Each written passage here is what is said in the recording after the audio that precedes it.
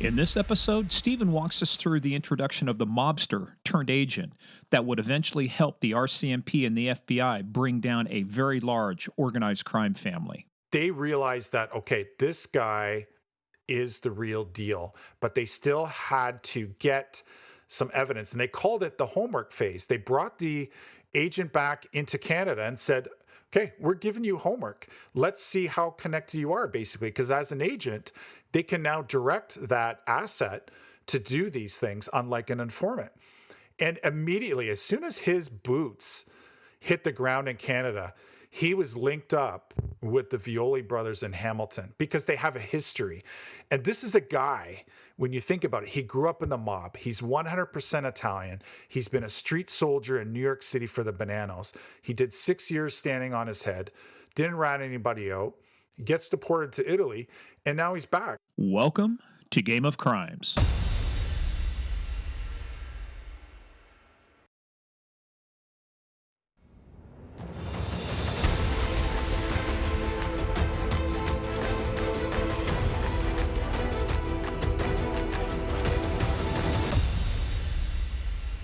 They're vicious. I mean, just cold blooded. It's holy cow. The loyalty that they give to the family, it comes before your own family. The crime family comes first over everything. It's unbelievable.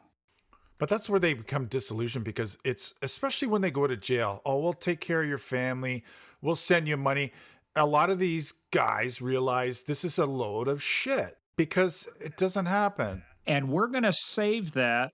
Let's say, because that's going to play into part of the story, right? So let's save that part of it and kind of set the stage just a little bit more, because let's talk about their main sources of income, what they were doing. But I really want to talk about how you ended up getting involved in this, how your source, your informant, became part and parcel of kind of your entree into this. So let's talk about first their sources of income for these mobs. What in that area? What was the main source of income for most of these mob families? The top two, narcotics and gambling.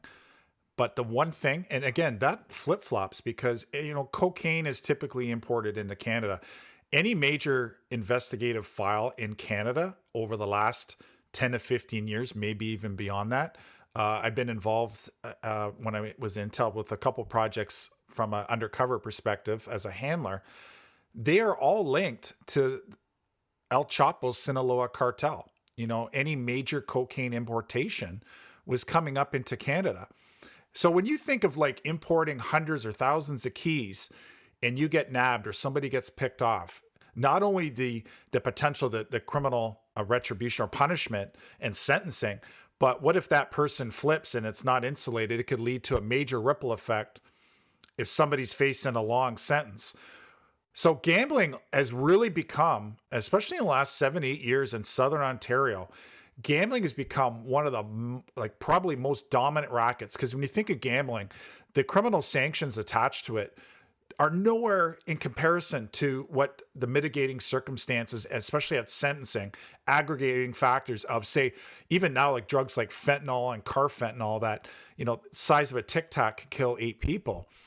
The risk, and judges don't look lightly at those crimes. Whereas gambling, we have legalized casinos in Ontario. And so the mob is all over that. And the bikers and the mob have worked in tandem, in unison for a number of years in the gambling world.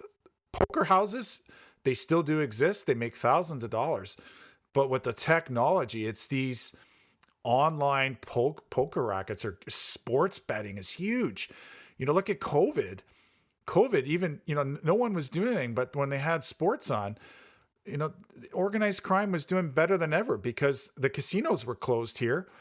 And that's where hardworking people are But going. the internet was open 24/7. Absolutely. And, when you look at when they start putting their servers in Costa Rica and all around the world, they're doing this for a reason because they want to insulate themselves, not only criminally, but on a geographic level.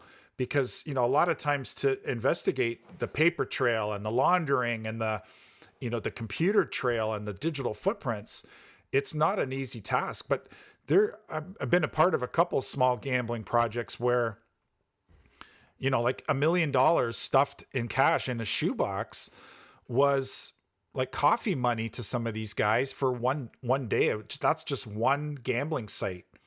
So you times that by, hypothetically, if they had, say, 20, maybe only 2 are detected by law enforcement. And if $1 million is considered petty cash Chump for, change. chump change for just one racket in one day, like, I'm not really good with math, but that's a lot of damn cash. That adds up pretty quick. It is. And it's low risk, like you say. So I get caught, so I do Yeah. 5 years. I can do that standing on my head. What? But you get caught killing somebody. I mean, life in prison. And like I say, all the logistics that go with transporting coke, and everything. And yeah, we've actually had quite a few guests that had, like Paul and Abe went after El Chapo. Two of our guys, actually, the ones that brought down Jeff Moore when we talked to him about the mule, part of the Sinaloa cartel. I mean, just so it's amazing where, like you say, where all those tentacles go. But so let's talk about this now, because as you were sharing, and I got to tell you too, from somebody, we've all been on the receiving end of good information, but you can't get good information unless you also share it. I mean, this has got to be a community pot. I mean, you just can't be a taker. You got to also give information. And you were giving information that the RCMP found quite valuable, actually, because one of the operations had targeted one of the Violi brothers' crew.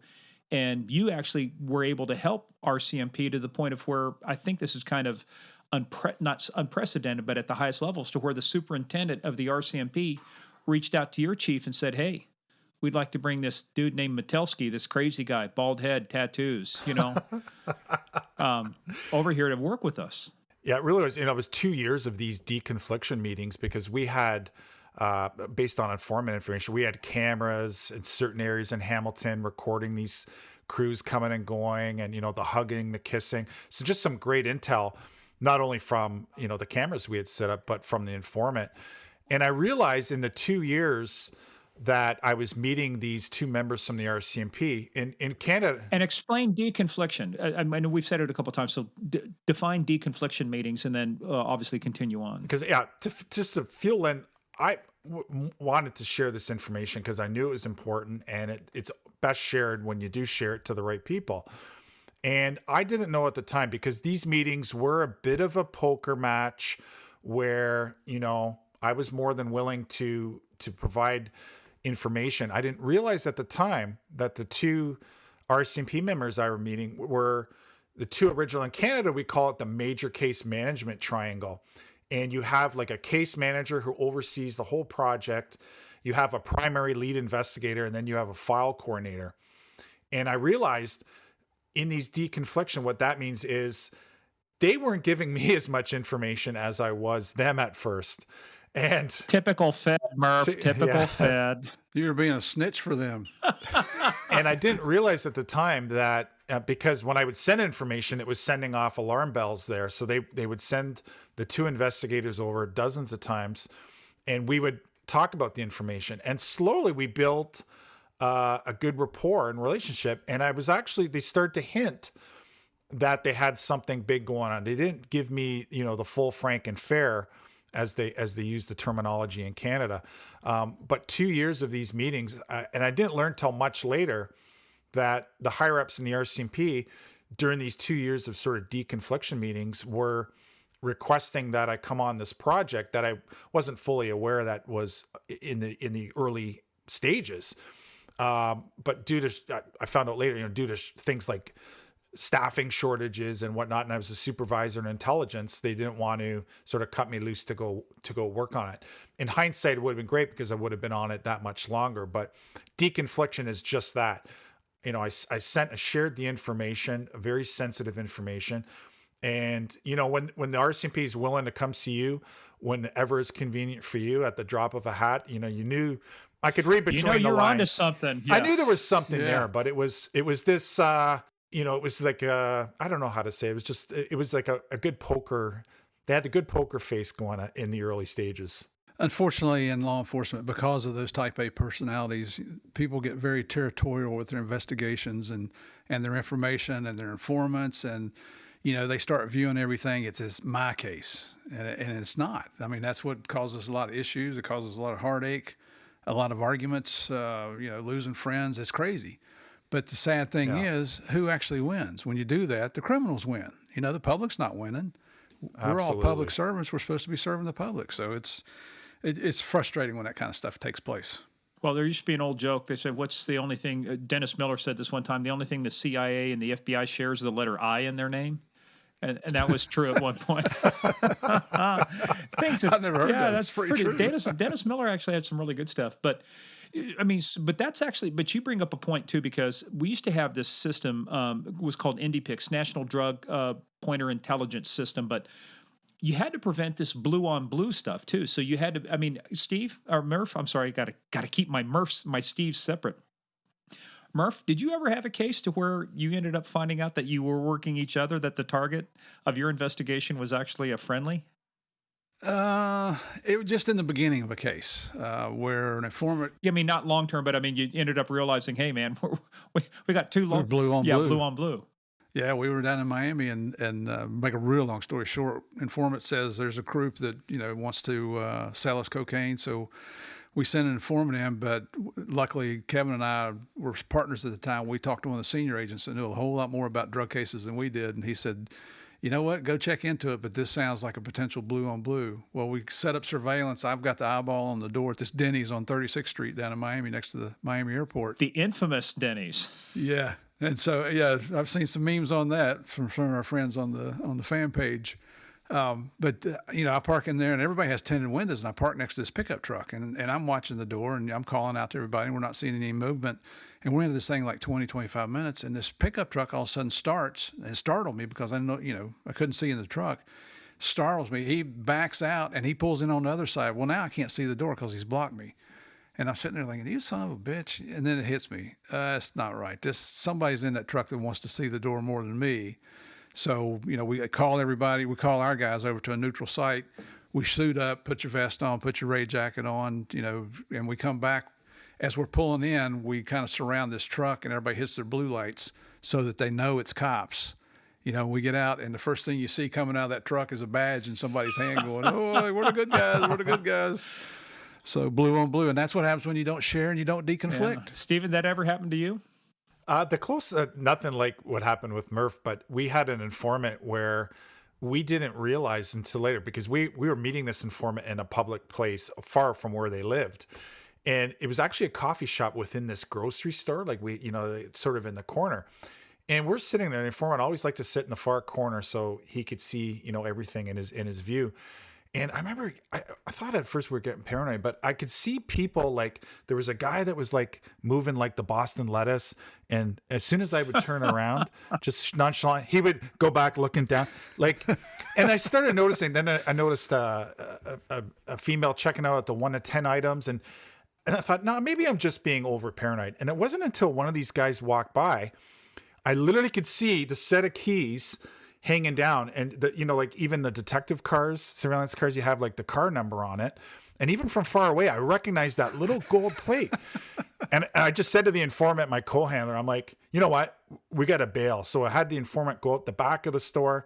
My co-handler was parked here, I left a different way, and I'm like, "What the heck?" I met up with my partner, and I said, "I don't know what the heck happened." Well, it turned out a completely different agency had our informant as a target, but they thought we were part of his crew. Yeah. So we quickly had to resolve that quick, because we were in surveillance pictures, I'm sure, and the whatnot. But it was like, holy cow, I wasn't being paranoid. It was like, when those spidey senses go off, and you think, I think there's a surveillance team on us in here. And sure enough, there was. Well, yeah. And that's something you have to really be aware of out there, because the bad guys, they can be doing surveillance on you just like you're doing surveillance on them. Got to watch that counter surveillance. Now, look, I don't have a story like that, but I do have a story about how I got a guy to move out of the spot that I wanted because he had his back to the wall.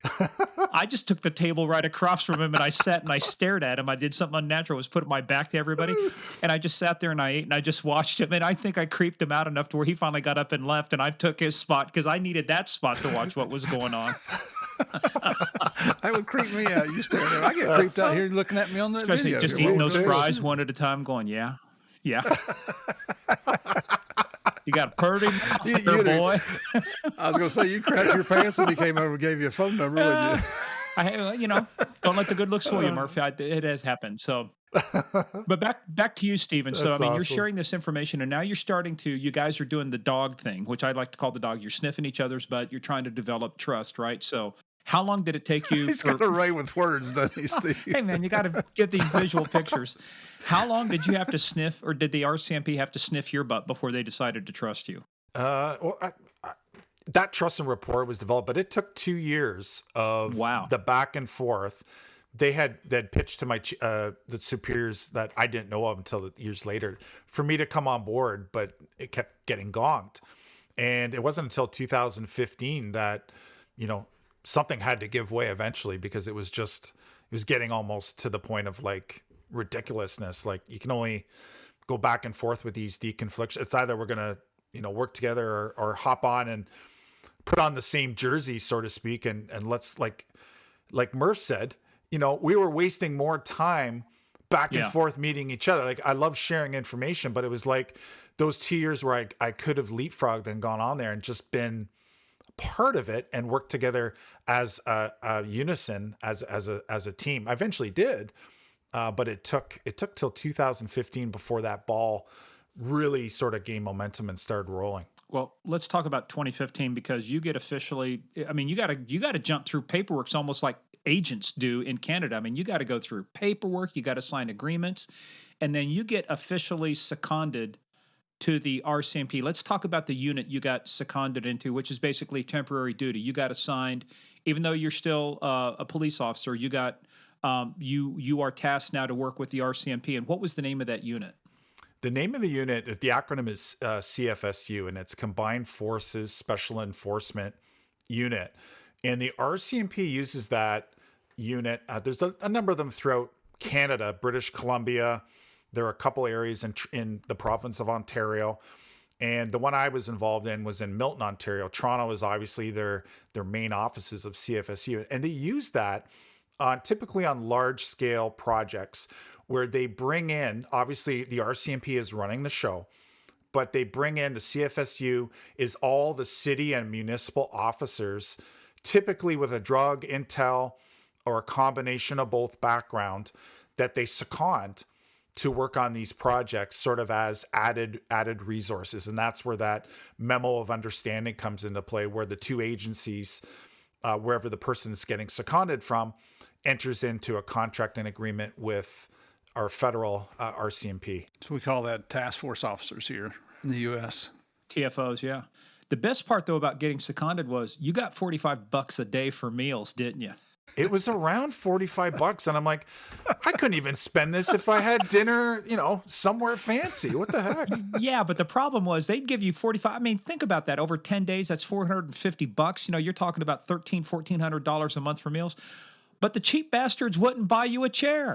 Wouldn't buy me a chair. I think they let a pit bull loose. This chair I had, both arms were, it was like it was, sitting at a pit bull emporium, and they all had a go at this thing. And my back was killing anytime I had to do paperwork. I said, I'm willing to forego, 3 or 4 of these lunches to put it towards a chair, because I bring my lunch every day. I felt guilty taking this money. I'm like, can I get a new chair? And I couldn't get a new chair. And Murph, you were the master at stretching per diem too. You guys had your little racket about hotel rooms and single rooms and double rooms. Yeah, because back in the back in the 80s, I guess this was. Because you didn't get on DEA till the 80s. Yeah. So I just thought I'd remind you. I'm getting older of your own career. I got to remember where I am here. I'm just trying to remember the stairs are to get back upstairs. I got to go to the bathroom here in a minute. Sorry, going off track here a little bit. No inner monologue, no filter. Oh my God. Hey, everything you here's the truth. You gotta go pee. Murph, if you tell me you no longer have to go to the bathroom, I don't want you to stand up. Just stay seated. It depends, right? It depends. That's right. Yeah. So anyway, back to our story here. If you traveled international, you didn't have to provide receipts. Whereas if in the government, if you traveled domestically, you did for your hotel. And so when you were domestic, everybody get their own hotel room, and you had to have receipts for everything. But when you went overseas, you just got a flat rate of money, and so what would happen is we were all a bunch of cheap bastards. So we'd get 3 or 4 guys in the same hotel room, and then you had drinking money and you had extra money when you got home, and somebody caught on to it. I guess somebody's running their mouth, I'm sure, is what happened. And the government said, "Oh, they can't do that. You can't have you making money on these trips. So you're going to have to start producing receipts," which ended up everybody got into their own hotel room again. But just think of the amount of paperwork that generated. If you're TDYs, if you're going international, you might be TDY for a month, 2 months, 6 months. You don't know, and you got to provide those damn receipts. Oh The my paper God. amount was just ridiculous. I remember as a detective, they would send us on training, and it's like they just wouldn't give you a flat per diem. Oh, it's only like $15 for dinner, $10 for lunch, and $7 for Hmm. breakfast. So you couldn't spend any more than that. And you're wasting that much money just tracking the paperwork. Just give me 50 bucks, give me 40. Hell, if you would have given me 30 bucks a day, Stephen, I would have bought you a chair. Yeah, and then if it's your first day and your last day of the TDY, you only get 3/4 per diem that way because they figure you're not in your post. You're not at the TDY location where you could have breakfast, and you're probably not there for dinner on that last day. It's only the government can come up with these kind of rules. It's unbelievable. Spends more money to track the money. So waste, fraud, and abuse is a staple of federal government in the United There you States. go. There's always one person though that wrecks any kind of Yep, good thing. I think we can agree. absolutely, Always one. absolutely. Speaking of a good thing, so you had a good. Notice these transitions. I just work them seamlessly in. It's like I am a well-trained podcast Hey, host. So, hey. let's say, Stephen, hey, don't that's stereotypical. We will not stereotype our Canadian guests, Hey. right? Yeah. Okay, almost said it. So, Stephen, but now but so you get kind of. But the other thing too, it's kind of like in other parlance, it's like being read onto the project. But you are now being brought in and briefed on this. So, what was it like to really find out what the RCMP was working on? Once they brought you in and opened the kimono and they said, "Hey, Stephen, look here." What was it? Yeah, it was nothing to the level I expected because when I got brought onto the project, their police agent just to take a step back of where it developed, those 2 years of deconfliction meetings, what happened was the guy that became the police agent was a legit bona fide mobster from New York City and was connected to the Bonanno crime family. And And this is the tie-in. Sorry, this is the tie-in where I was saying earlier, just told it because now you're talking about somebody we talk about, doing time on his head. Do they really take care of you while you're in prison? This guy was the actual epitome of what went wrong with the OC folks and why he became an agent. 100% because he did 6 years. I can't even remember what offense, but he did 6 years in an American prison cell and he never ratted anybody out and he shut his mouth and he went to jail. And when he was released, he got deported from the United States. He got deported to Italy. And, he became really disillusioned. Here he was in jail, and all these mobsters made promises. We'll take care of you. We'll take care of your family when you're away. Nobody did shit. And he gets deported.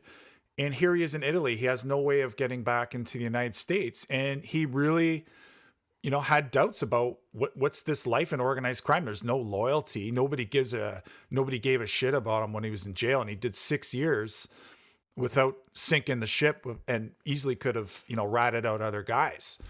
So, in Canada at the time, when here he is sitting somewhere in Italy, this mobster who's been exiled from the States, and he sees this huge RCMP press conference. And they had just wrapped up another mafia-driven police agent project in Ontario, outside of in the Toronto area. And here's this guy now seeing this, and he's seeing these, the high echelon of the RCMP talking at a press conference. And I can't remember if the amount of money was disclosed. It may have been the fact that this police agent, who was a real mobster too, was paid 7 figures in the millions. To wear a wire for 2 years. That's what being a police agent is. And he literally decides that's my ticket back in. That's my ticket, not only back into America or Canada, but that's my meal ticket. Because screw all these guys. Nobody had my back when I was in jail. Nobody took care of my wife or my kid. So, you know what? I'm going to do my own thing. This whole Omerta thing is just a load of shit. That was his mentality. So that was the lead up. He literally cold calls the RCMP from Italy, one of the higher up members in the RCMP. And again, you can imagine, you know, your desk phone rings and the guy's got the gravelly Brooklyn accent and he's saying who he says he is. But as trained investigators, like, you know, we all are, anybody that does this line of work, it's like, Yeah, who's pranking me? Are who you pulling my leg? Who the hell is this? Is this the Jerky Boys? That was probably an outdated reference, but like, am I getting punked here? Like, who is this guy? But it was this progression. The calls kept continuing, and long story short, this is the basis of how it all started. Was this higher up in the RCMP, who I know very well, arranged to have a couple members come on as basically potential agent handlers. And they decide to meet this guy because the information he was able to provide over the phone, it's not something somebody can sit down at their computer and Google, like find on open source. He was, over a number of conversations, giving them enough inside information that only somebody in that life would be privy to. And that's when his credibility factor started going up. Not enough to, you know, yeah, we're going to give you X amount of millions of dollars, but it was a really good start. So the two handlers, they decide to meet this potential agent in a neutral European country.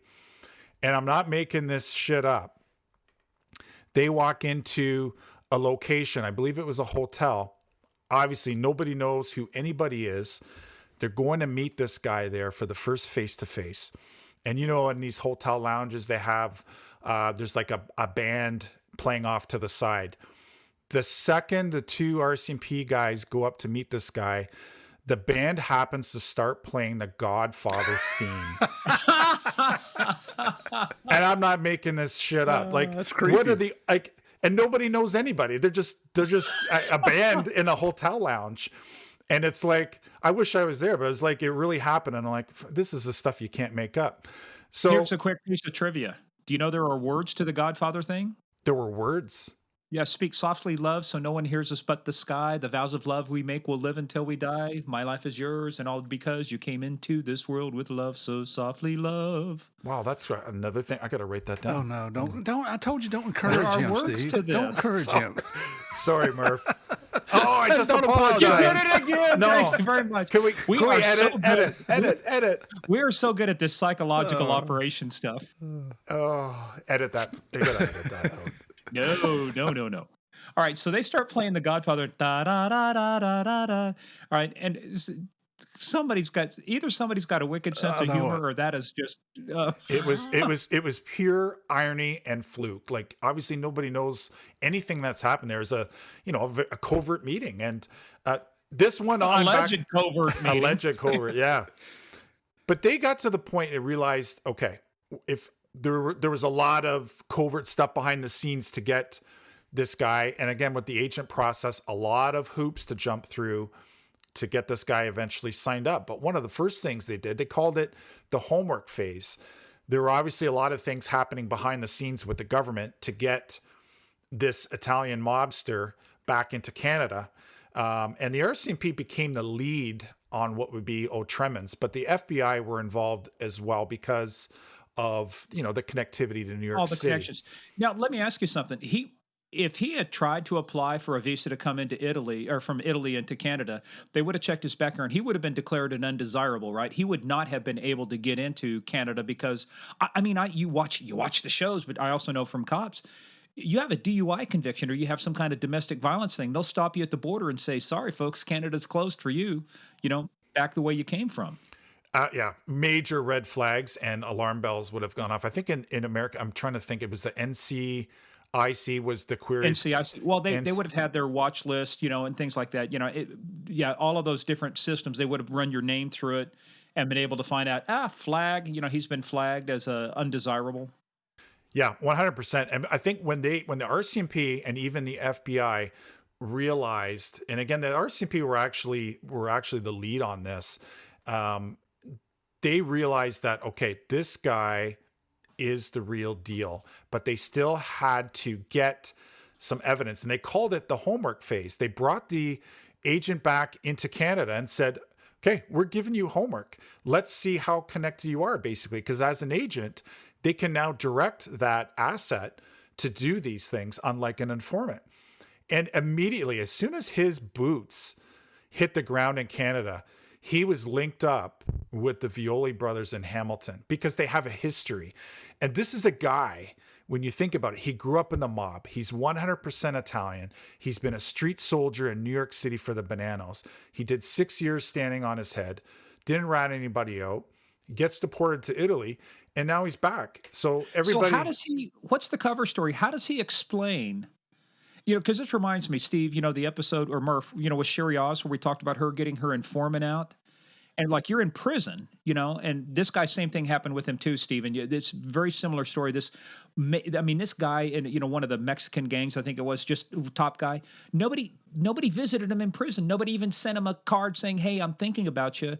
And that just said, just, it's good. Like, screw you guys, same thing. But, to her, it's kind of like, what's your cover story for getting out? How does somebody who's been convicted or in jail get out? So do you know what this guy's cover story was? How did he explain the fact is that he got deported, but now he's magically back in Canada?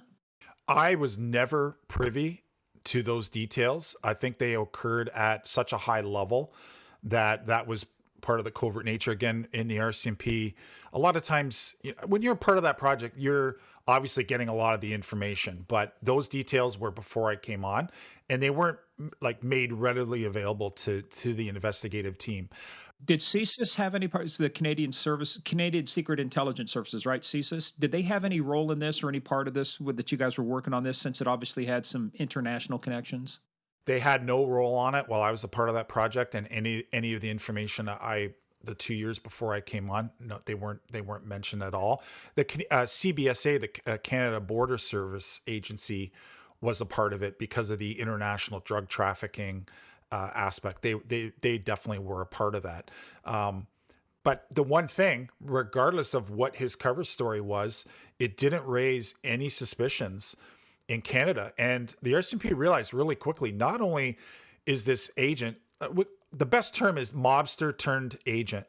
This mobster turned agent was not only really connected to these guys in Hamilton, he had connections obviously in New York with the Bananos, he had connections in Buffalo, and he had connections in the major mafia family in Montreal, Quebec. Those are the main four in that sort of northern United States, southern Canada. And it was like, that's when they realized, okay, his homework paid off instantaneously, a lot quicker than the RCMP even imagined. So they realized, okay, the information is, this guy's the real deal, and he is confirmed reliable. He is who he says he is. But now when he's coming back over from Italy and the mob members know, what his background is, and he's been deported back to Italy, and all of a sudden he shows up, how does he cover himself on that? Again, I'm not sure what his cover story was, but there was something that was established behind the scenes, and it was between the RCMP and the FBI, because during the course of this project, which was centered in Hamilton, Ontario, Canada, the mobster turned agent had to go back to New York City quite a bit. And that's where there was this partnership with the FBI. Well, that makes sense too, because if you're going to cross borders, not only are you coming into Canada, you got to come into the United States, and so unless he's got a special record in the system, he's going to be flagged by Customs and Border Patrol. He's going to be flagged by your Canadian Border Services Agency. This guy's going to have more red flags than the Bull Run in what is it, Pompeo, Spain? Mm-hmm. Yeah. So there's no doubt in my mind that they realized, okay, what is the risk and the reward in making this guy, this mobster, a police agent who has tentacles and connections to, and at that time in New York, and especially in Canada and Southern Ontario, it very ripe with violence. There was a lot happening because of that power shift in Montreal, Quebec, that was having a major effect in New York, and then it was having an effect in Hamilton and Buffalo. So here you got this gold star informant who's elevated to a police agent who can go inside, because to come back to like UC work, unless you have, and this is the benefit once he did become an agent, was then he could vouch for undercovers in other areas of Canada. But there is no way, and again, nothing's impossible, but it would be extremely difficult. You could get the best, highest trained undercover operative who's 100% Italian, and come up with the best backstory, cover story. These organizations, these criminal organizations, do more thorough and due diligence background checks than government agencies do. And plus the Italian community, they will be able to trace this undercover's lineage to see who he's related to. I know your mama, I know your papa, I know I Yeah. went to school with Giuseppe, and stuff. But actually, there's one interesting thing I want to ask you about. Kind of put a pin in the map on that one there, but it's also the issue of you had to go through so many hoops. I mean, there's got to be a lot of security around this, including going into the offices, handling information. Give everybody just a flavor about what it was like to be able to even walk into the building or log in or have access to this information. What kind of security controls were in place, without disclosing national security information, which, well, we don't want you doing time in a Canadian prison. I mean, the beer is probably terrible, but what can you tell us about just some of the security precautions and protocols that were in place? Yeah, like once the memo of understanding was signed, which dealt with a lot of information. It was a contract, and you're given, you're not an RCMP employee per se, but you are working with and for them. And you're given the ID, you're given all these different security cards. Holy, the passwords. I was like, I have a pretty decent memory, but just trying to remember all the different codes and passwords to everything. Because the CFSU building was, we had our own project room that was, key code entry, unauthorized access or authorized access. Did you have an off-site location that was just a totally anonymous building, or were you in an official quote government building? We were in it was an RCMP building. They had safe houses and whatnot for the agent, but the two major CFSU offices were in Toronto, and the other one was in Milton, where I was working on this project. So it was really the epicenter of where everything happened. And then, there were so many people involved in the project, from surveillance teams, cover teams, investigators and whatnot, that we had, like any agency, you would have your weekly sort of debrief investigative meetings where, the upper echelon of the RCMP would come, and literally everybody that was on that project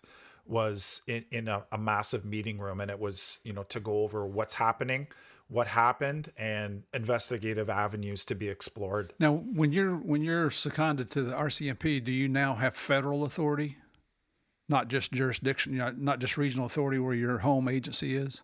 See, I would still be considered a municipal police officer because it's a secondment. So, to have authority outside of the province of Ontario, I believe the process is you would have to go see like a justice of the peace or judge in another province if you had, so it didn't give me that federal authority to act as a peace officer outside the province of Ontario. But with that said, my involvement in the project typically, it wouldn't see me having to travel outside of Ontario. And that's where the RCMP comes in handy, because these projects are obviously run by them. Typically, the CFSU members, the bulk of them are seconded members from city services, municipal services. But that's where the resources, like I was saying to you guys before, like you can't investigate these huge crim orgs, even with a provincial team like OPP, let alone like putting 2 or 3 municipal services together, because they take a year. This project was 4 years. It cost millions of dollars to run. The police agent was paid millions of dollars. Nobody on a provincial or municipal has even remotely a budget that could do Right. that. So Except for chairs, they had no budget for damn chairs. True. Damn chair. chair budget. There you go. Where's my chair budget? Could have probably solved this case 3 years earlier if you'd had that chair. Yeah, if we had just had a decent chair and I could have stayed awake. But you're going into the building, so obviously you've got your access cards, you've got passwords, you've got layers of authentication. How big is the team that is working on this project, O'Tremens? The team is about 75 people on a good day, 60 to 75. And again, there's a lot of they would, like, we had a pro surveillance team that was dedicated to the project, but people would be transferred. There's a lot of political stuff with staffing issues. Like I had an opportunity, I found out later, to come on the project 2 years earlier. So I would have had that much more exposure. But at any given time, I say the average was about 60 investigators. Pretty good size. I mean, But so yeah, right. So I mean, so now you've got this guy. He's doing his homework. He's making the connections. How fast do things accelerate now? Now that he's back, like you say, back in the game, feet on the street. How fast? What kind of cases now start getting made with this guy, this agent? yeah, primarily drug cases, because here you have an established guy from New York who knows the Violi brothers very well historically as well. And this is where, once the mobster turned agent is become really close with these guys, that is when the RCMP started utilizing, after a certain amount of time, to start vouching for undercovers. Because drug importation typically in Canada comes in one of two ways. It can come up through Montreal at the port that the mafia has owned historically over the years, or it comes up from Mexico through California all the way up the West Coast into British Columbia, Canada.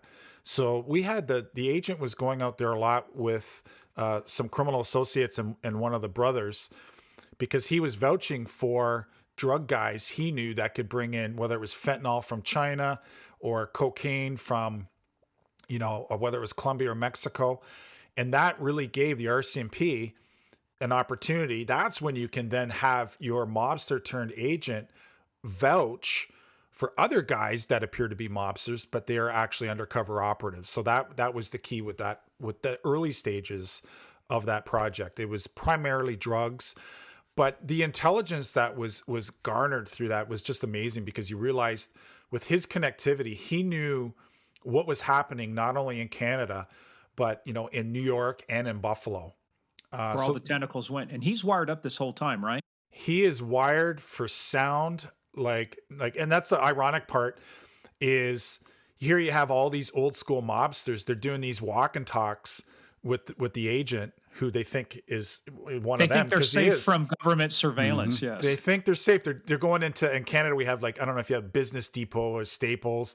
Yeah. They're doing these walk and talks up and down, aisle 4, where you'd find the blank stationery paper, thinking they're, the government isn't listening or nothing's wiretapped. But little did they know, their mobster buddy from New York is wired for sound to the gills. The wire's walking right next to you. Absolutely. That's the way it should be. So it was great when I actually came on. It was just on the heels of the mobster turned agent. He officially got inducted as a made member. A capo regime is the official term in the Bonanno crime family. But the induction ceremony actually happened on Canadian soil in a Hamilton hotel room where the epicenter of the project was taking place. So when you, Morgan or Murph, when you asked me, is it what you thought it was going to be? Like, one of the first things that landed on my lap was that information, and me listening and watching the ceremony. I'm like, holy shit, this is pretty significant. Yeah. And I knew, like, wow. Let's stop there for just a second, because I want to dive into that a little bit more. First of all, the picture you sent us shows a fucking unmade bed. They're doing this in a hotel room, and the bed's not even made. I mean, what kind of serious ceremony can you have with it? Looks like somebody's just been laying in the bed It's not 5 minutes before It's that. not even, suite, an embassy suites or anything like that. It's just a crappy little hotel room. How do you think they do something like this in the Ritz? No, Motel 6. We'll leave the light on. Y'all come in here and just get made a made guy. We can make you a made guy. We just don't have a maid to make up the bed. Yeah, That was pretty. That's not all what I expected to see. not what I expected. Hey, but tell us what's it like. I mean, I know you weren't there, but you're listening to the tapes now. They also had video. This whole thing was videoed too, right? It was. And the mobster. What's it like? I'm sorry. What's it like being a cop watching the ceremony go down like That's that? a big deal. There's this, as investigators, as all cops, we, really enjoy watching those shows. And it's this art imitating life and life imitating art. And to see it and to experience it secondhand, watching it, listening to it, it was surreal, man. It's like, no, this isn't a TV show. And I know, typically in that life of traditional organized crime and the mafia, you have the table of cold cuts and the prospective member. There's the saints put in their hand and their trigger finger is poked with blood, and they smear the blood on the card, and the card's lit on fire in their hands, and they have to repeat something to the effect of, if you betray this family, you will burn, like the saints burning in your... None of that stuff happened, unfortunately. That would have been a lot cooler for dramatic effect. Certainly, you were kind of disappointed. It's more like, hey, raise your right hand and repeat after me. Hi, Vinny Bag of Donuts. And afterwards, it's like, let's go get a Molson. Yeah. Or Labatt's. There you go. We've already determined, not a Foster's. Not Foster's. Right, so tell us, so they go in there. What's the setup like? How many people are in the room? There was, the one thing was the police agent, monster turned agent, had ample notice. People from New York had reached out to him and said, we're coming up to see you. And basically something might happen. They never divulge it's going to be a secret ceremony, but he had the wherewithal, because he's a street guy that grew up in the mob in Brooklyn. And he was a street smart guy, very street savvy. And he, reported to the RCMP, these two guys from the Bananos, one actually was with the Gambinos. Damiano Zumo was the main guy. He was an acting captain in the Bananos. So it gave the project team having that heads up, because it was off and on a number of times. Like drug dealers are never on time. Mobsters are the same. Like it was on, it was off. It was on, it was off. And then finally, when it was like, holy shit, this is happening, the Intel techs already had the room already gizzed, wired for sound, wired for audio. So, when these two guys came in their, mafia dinner outwear, in the form of, velvet tracksuit and a pair of running shoes, void of all the ceremonial, ritualistic, symbolic stuff. Wait a minute. They were in tracksuits? Tracksuits. That's just... What happened to the suit and tie and, and the carnation and the... That was Godfather times. Mumbling. At least give me a Don Corleone mumble. Let's say it was very semi-casual, as you could tell by the bed as well. Business casual. I guess business casual for the mob. Yeah, we'll show up in our velvet running suits. Jeez. Yeah, if you chip in $2 for the day, and you get to wear whatever you want. It might have been one of those days in the mob. Blue Jean Friday. We have No, only velvet tracksuits. No denim. No denim. No denim. So you're watching this go down. And so how long is it? Kind of to walk us through the ceremony. What's it like? How do they start off? Is it a formal thing? I mean, even though they're informal, is it a formal thing, or is it more just like a gab fest? It was pretty quick. And to give you some context, these two guys, Paul Semplis was the other guy. They drove from New York City to Hamilton, which is about a 9-hour drive on a no traffic day. They came into the hotel room. Cameras were rolling. Audio was rolling. And one of the first things that happened was the TV was put on nice and loud. They stand right by the TV, the two of them. And basically, Damiano Zumo is running the show. And he says, it's been approved from this guy. It's been approved from this guy. A lot of vague mob talk, which is typically their style. And he said, it's been approved. And officially from this day forward, you are now a member of the Bonanno crime family, and you only report to the Bonanno crime family. This is going to be your skipper, and you are not to deal with anybody else except the Bonanno family. And wait a minute. You said they also had the Gambinos there, right? There was a guy from the Gambino family, which, traditional organized crime has become, it's more disorganized now than it is organized. You never would have seen these things in the 70s or 80s where this sort of thing happened. But, when this went down, not only was the project team elated, I mean, it was a massive event to get it on audio and video, but the FBI in New York, including the district attorney and even authorities in Italy, felt this was really significant. So I was really humbled, even though it was a watered down sort of version. These guys are still all killers. They're making millions of dollars. It's still the mafia.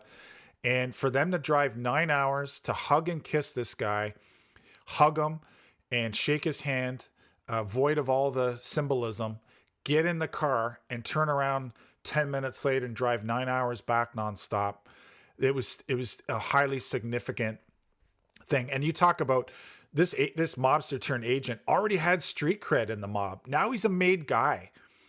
And Well, now he's basically, in a sense, untouchable. He can go vouch for anybody he wants to, and nobody is going to disrespect this guy by questioning him. 100%. With the Violi brothers, his stature grew exponentially. Because just to break down, the Violis were the brothers were about 48, and Dom was the older brother. He was about 4 years older. Dom was the dapper guy. He's the guy in the suit. He's more the business savvy guy. Joey is the guy wearing, the tracksuit. He's more the street level guy. Don't get me wrong; they're both in it together, but they really sort of played off each other to cover off both of those areas, the street and the business side. Now, when this agent got made as an official member of the Bonanno family in New York, operating in Hamilton, Canada, he was really close with Dom, but Dom began to open up to him that much more because now he's a capo, he's a made guy. And that really led to a lot of really incredible intelligence and information. Stephen, but there's an interesting something, though, we have to be cognizant of, right? But he's doing this, but he's expected to go commit crimes. So how do you have somebody that's expected to commit crimes be a police agent at the same time? Yeah, it's a really difficult thing. I had to go through this training when I did undercover work. It's called Bill C-24, and it's legal justification. And that's a really difficult line to walk. But because an agent is controlled and directed, everything the police agent did was under the direction of the RCMP. And just to give you a quick example, if the agent did, there was over 320. We call them undercover plays, even though he wasn't an undercover police officer. A police agent, even if he's a mobster, we still consider them undercover operations. And let's take, for example, he has to go buy a kilo of coke from a mobster in Toronto. That police agent, because on an evidentiary level, everything has to be above board and video recorded, and every T and I has to be dotted and crossed. And they would meet in a safe house or a hotel room where that agent would be searched on video. They would go over the whole preamble. The money would be counted. Serial numbers would be accounted for. You name it. They would be wired up on video. They would be instructed, because it's really like each one of these undercover plays with the mobster turned agent is like a sequence of movie scenes almost, because the operational plan is scripted. And this is, okay, Operation 005 is the fifth operation. Our mobster turned agent is now going to be directed to go meet mobster so-and-so in Toronto. Everything's documented. So he goes, the second he leaves that hotel room, he's being recorded from a surveillance team right up to the point where he meets the mobster. These are things in that legislation in Canada. You have to convince a judge that it's something, doing these things, these illegal activities, won't bring the administration of justice or an objective member of the public into shock or disrepute. So it's this, and Bill C-24 applied to different undercover operations that we do as police officers.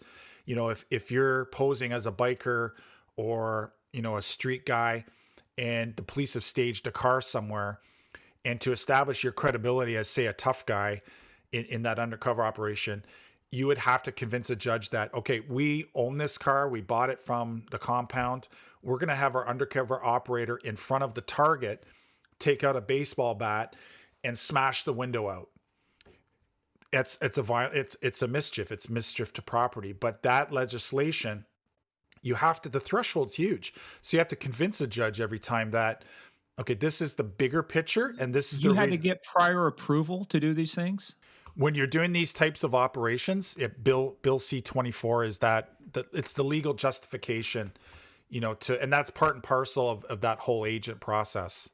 I could get that if you're doing crimes against property or like buying drug crimes, but look, the ultimate is crimes against people, right? What if part of the thing was they expected you to take that baseball bat and bash a guy's knees because he hasn't paid the VIG, and he's way behind, right?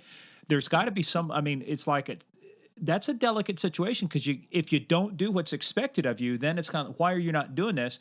And if you do what's expected of you, it's like you've really crossed the threshold here. I can't imagine a judge under C, what is it called?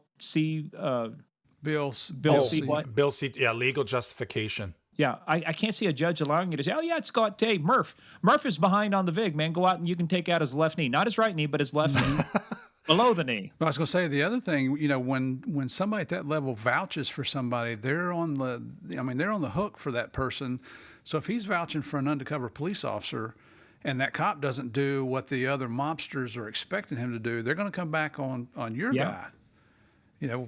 It's a delicate, and I wasn't extremely privy to the front level of what the mobster turned agent, but it's like it's a high wire act with no net underneath. The one luxury we had with this police agent, the mobster, was we could always ship him off somewhere. He could always be developing something, and it almost reminds me of like some of the tactics Joe Pistone used when he was undercover as Donnie Brasco. It's this turnstile thing to try to, you're not deflecting, but you kind of are. So we would have our police agent go back to New York on business. We could have him go up to Montreal. We could have him go all the way out to the West Coast in British Columbia to meet, guys that were drug traffickers, but were really undercovers. So there was always, he had enough clout, and because now he's a made guy, he's more in the position now to say, you're doing this for me. So when you get elevated to a capo, a made guy in the mafia, you're not taking orders. You're the guy you're the guy. So it gave the sort of direction and the way the mobster turned agent was handled from the RCP handling perspective was that, no, it's like an undercover. If somebody calls you out and says, "What are you, a cop?" You got to be aggressive and back in your face. Like, what the fuck are you asking me? What are you, a cop? So they were able to do that with the agent. If anything came up, he could pull hey man, I'm a made man. You're talking to a made guy here. Don't mess with me. So it gave him not only the elevated status in the mob, but it was that level of comfort, at least somewhat, a lot more, that now, okay, he's not going to be expected to go out and bust some guy's kneecaps because he has a gambling debt that's owed to the family, the crime family. But doesn't he have some kind of vicarious responsibility that if somebody in his organization goes out and does it because he says, "Hey, we need to collect this debt"? Isn't he in a sense almost like a co-conspirator, in a conspiracy to whack, the knees or something? I mean, I'm not trying to get legal on you here. I'm just trying to say this is so interesting because he really can't violate the law unless he's got, like you say, prior approval, but there's limits too. It's like you can't allow your informant or your agent to go out and kill somebody just to prove that he's a made guy. No, absolutely not. And this is the one interesting thing, because we talk about the Violi brothers. The crime family is called Violi Lupino, and the two uncles were Joey and Dom's uncles. They are made guys in the Buffalo mob, and the investigators could never get them on the radar because they were your epitome of old school mafia. These guys didn't grow up anywhere near the cell phone technology, social media, or the internet. And it didn't matter what direction the project went. Just a really quick, interesting story was even when the mobster turned agent, when there were those rare off days where he wasn't under surveillance, because we used to do that with our really good informants. We would go with the intel techs in the middle of the night. The intel techs would go up underneath the informant's car and put a very concealed, they would practice ahead of time. They would put a concealed GPS tracker, because we wanted to make sure our informant, who might be an agent down the line, we want to see where he's going when he's not talking to us. You want to make sure he's not a, quote, double agent, right? Playing both sides against You're the doing middle. your due diligence. 100%. So on one of these off days, one of the uncles of the Violis, Nat, the mobster turned agent, is actually getting his haircut at a barber shop. And the team got this information from the police agent because he wasn't wired up. It was one of those down days, which was rare in the 4 years. And because Nat had been caught on wires saying to one of his nephews, "Do you ever notice the temperature goes up a little bit whenever so-and-so's around?"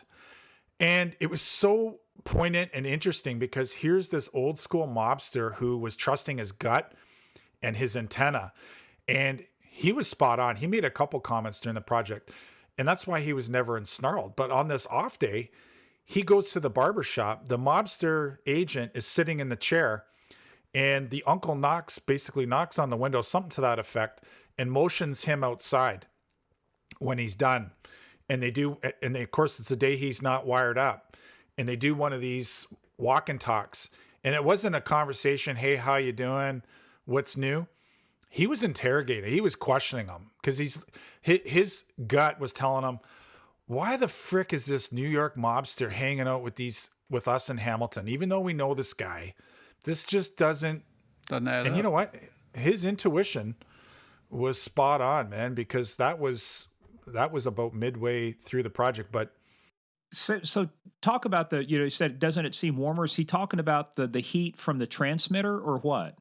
the heat from our agent, whenever he's around, he felt the heat. He could sense there was, I don't know if he maybe spotted a car make a funny turn. I don't know. Oh, that's why I didn't know, because sometimes, I mean, they've gotten better with electronics. Some of the old stuff used to fry your nuts, Oh, yeah. if you left the recorder down. Oh yeah. Like that Niagara recorder or something else. Yeah. God, this is getting hot. I have itch. You have jock itch? What's the problem with you? There's a powder for that. Yeah. But what he meant was that he kind of had this spidey sense as well. It's kind of like, I detect I Something feel was like there's an suspicious. increased surveillance presence or something else. Yeah, and he made that comment in context of when our mobster agent was around. Do you ever Yeah. notice the heat being like, the cops, law enforcement? And there was a couple holy shit moments, because it's like things like that, I mean, really could have escalated and sort of blown things, because that's to lead into your point, Morgan, is that, the agent's feet could have been put to the fire. Yeah, if you say, we need you to do this work because, once the agent got made, another major thing that happened on this project was Dom Violi. It's the first time this has ever happened in mafia history, as far as I can tell and research and find out, was Dom Violi was promoted to underboss of the Buffalo Mafia. Because he's on wiretap talking to the agent's wire, telling him how Joe Todaro, now the Buffalo crime family is the Todaro crime family, and how Dom Violi had been invited down to Florida, had been talking to the boss in Buffalo, and Dom Violi beat out 30 American mobster runner-ups for the role and position of underboss in the Buffalo mob. And this occurred about 2 months before the project was taken down. And had the project, this is where the mobster turned agent would have been put to task, because when you listen to the wiretaps, the two brothers in front of the mobster turned agent, who's now a made man, once Dom Violi is now an underboss, and they're like, Dom, you made history. Like, no Canadian mobster has been promoted to underboss. That's like second in command of a mafia family in the US.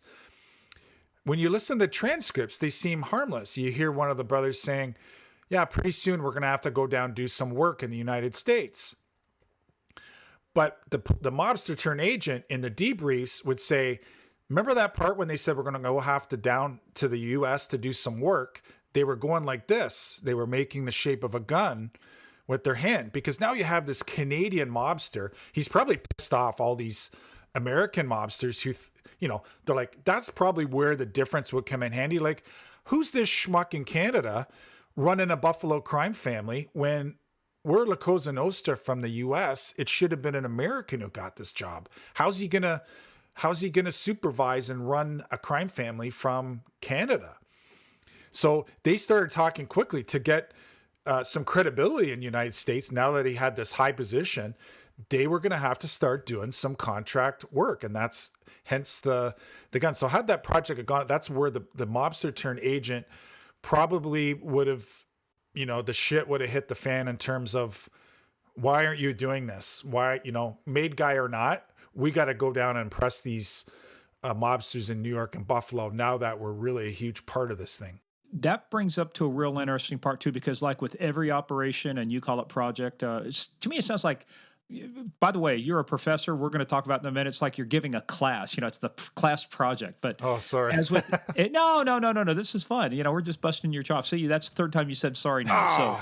So Oh. we are so. I am so good at this. Can I hold for an edit? And edit? No? Okay. No, no, no, no, no. It's all in there. I know. But as with every good thing has to come to an end for a variety of reasons. One, the operation runs its course. Number two, like the threat of being discovered, increases. Things unrelated to unintended consequences start happening, right? So at some point this operation has to come to an end. I mean, it's been going on like right close to 4 years, right? So how does this operation wind down? What happens out of it? What's the size and scope of of the eventual takedown? Well, this is where things were really starting to escalate because Dom Violi is now the underboss, and you have the mobster turned agent. He's this really powerful guy.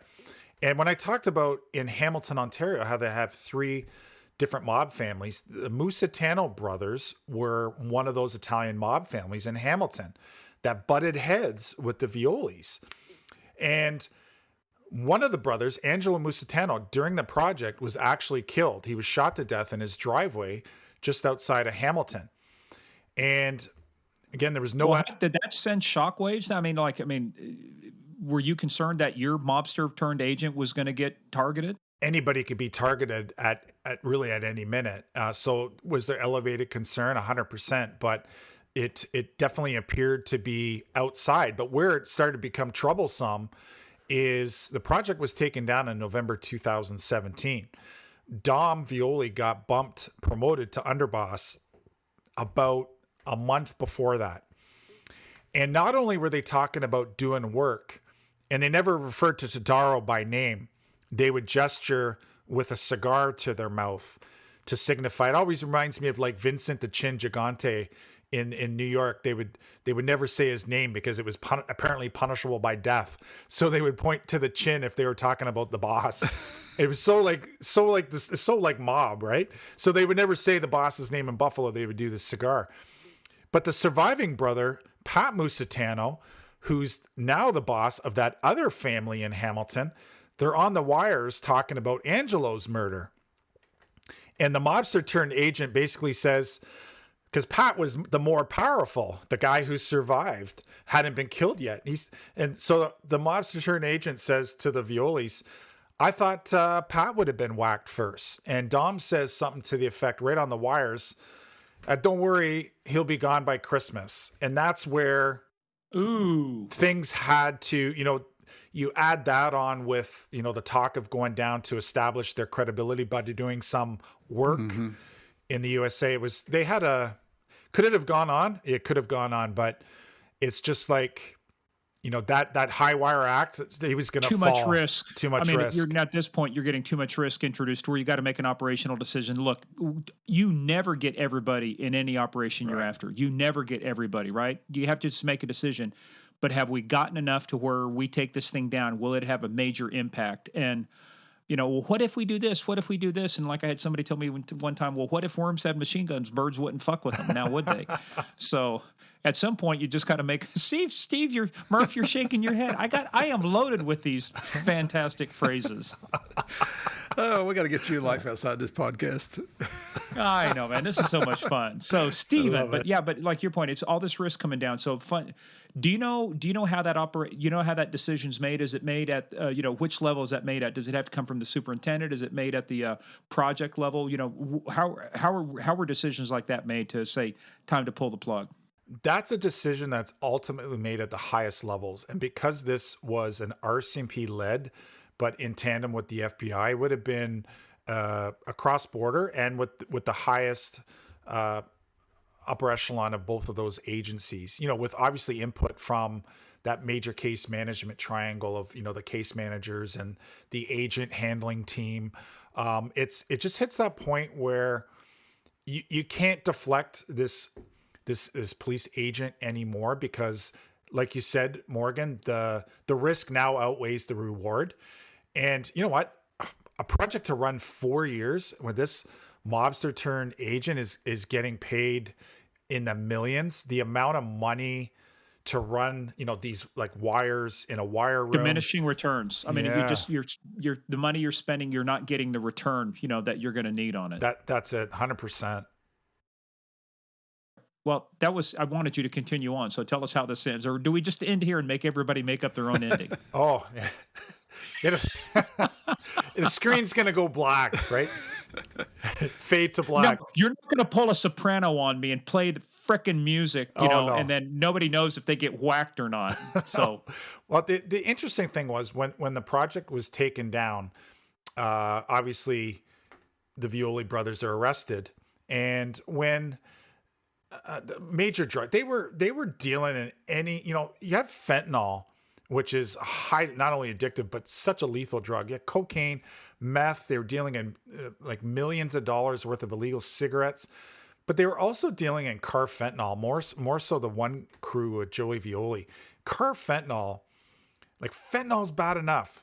Carfentanil's 100 times more lethal than fentanyl. So when the arrests and takedowns occurred, and America has RICO, the RICO statute. We have legislation called the Criminal Organization Statute. The brothers, unfortunately, they just pled guilty to the drug charges, and the crim org charges didn't stick. A lot of arrests were made in New York simultaneously, and obviously in other mobsters in Toronto. But the one ironic part is when I come back to this art imitating life and life imitating art, Dom had a lot of incriminating evidence in his office. Cell phones, ledger books, drugs, bundles of cash, bullets. But he had a signed, speaking of Fade to Black, he had a signed picture of the main characters from The Sopranos in his desk drawer. And the other interesting thing he happened was, the Rizzuto crime family was the family that murdered his father and his two brothers, to come full circle. And the Rizzuto family were responsible for that. And the Musitanos, the other family in Hamilton, were backed by the family that took out the Violi's dad and two uncles.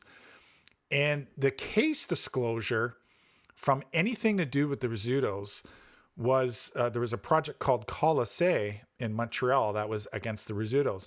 Dom had all that in his office, and he had newspaper clippings. It's almost like a serial killer tracks, their own infamy and their crimes and their trophies. It was no different with Dom.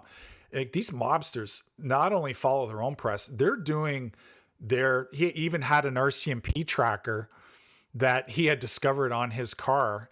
I wasn't sure if it was during the project or just before the buildup phase. But he had supposedly brought his car, and they do this all the time. The mobsters up here, probably in the States too. He had a buddy, they put it on a hoist. Yep. Hey, there's a tracker.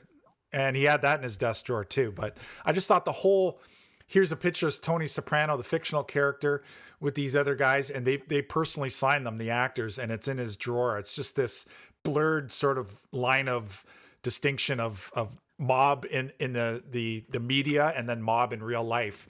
Think about that, taking that tracker off of the car and then putting it in your office. It's still active. That's really a stupid move on his part. Most guys take it, throw it in the water. I think it's one of those beer stories, but I heard a story, and I think if it was, it's the most brilliant piece of tradecraft I've seen. They actually found the guy, Steve. It's kind of like Murph with, DEA. Pilots are usually the ones to rat out a lot of these guys. If you can get the pilots, you get everything. They knew that these group of folks were always getting their, they had technical countermeasures. People come in and scan for bugs and stuff, and they would take their car down there. So they compromised the guy who did the car checks, and he did what he was supposed to do, which is he found the tracker that they planted, but they wanted him to find that because they wanted him to have trust that the car had been cleaned. So he stuck his own tracker on there after taking the other one off, and now this guy's driving to all the places. That's great. I just love this shit, man. This is so much fun. Great. If only people didn't die and it was just getting knees whacked and stuff, you could have a lot of fun. But I mean, the serious part is, during your time there in Halden, right? Did I say that right? Halden? Halton? Yeah. Halton. I'm sorry, Halton. It's now Halden. Now that it's gone out to millions of people, we have to change the name, Halton. But, but how many organized crime hits, just in your area happened between the time you got on the job until you left the job, you think? Easily well over 30.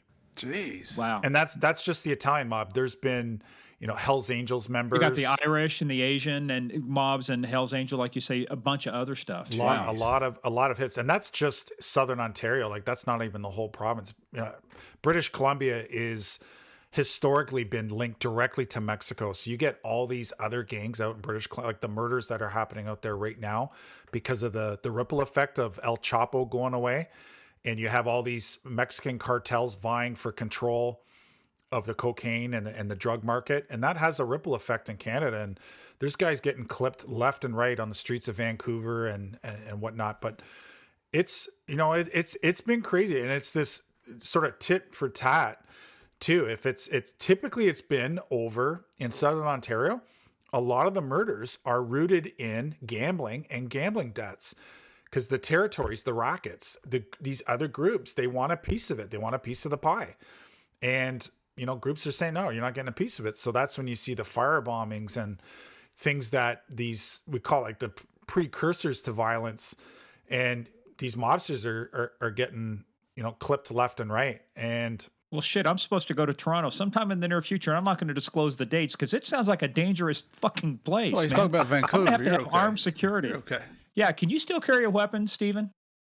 I can't. I would need to actually apply for just like a regular citizen, like a firearms license. All right. Well, you got some time. I'm going to need a bodyguard when I'm in Toronto. Get your ass, get down to the range. Get your ass in gear. Let's go. All right. So, but the thing that you mentioned though, there's a couple things I want to ask you about. One is the bump, because we hadn't talked about that yet. But the other thing is, this is so replete with a great story, but it just didn't make the news because they pled out, right? I mean, it's like there was no trial, there was no showcase. The mobster turned agent really kind of, in a sense, got lucky because everybody pled. He didn't really care what they pled to. I mean, he kind of did, but it's kind of like, no, I got my money. I don't care. I'm out of here. And the fact, the less news you make about it, the better it He is got for his me. revenge.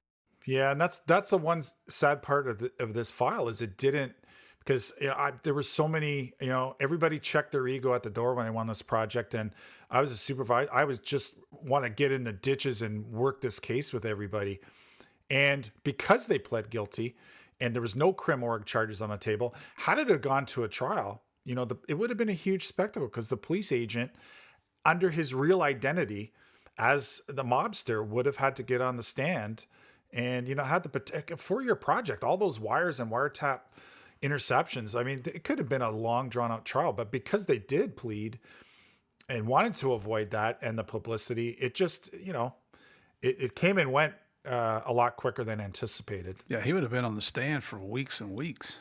Oh, 4 years. Yeah. Holy cow. Well, and can you imagine all what we call down here discovery, but you have to disclose everything to the defense, the number of hours. I mean, just what it would have taken just to review all of the tapes, and the reports, and just the frickin' investigative files that you would have to turn over as part of the prosecution.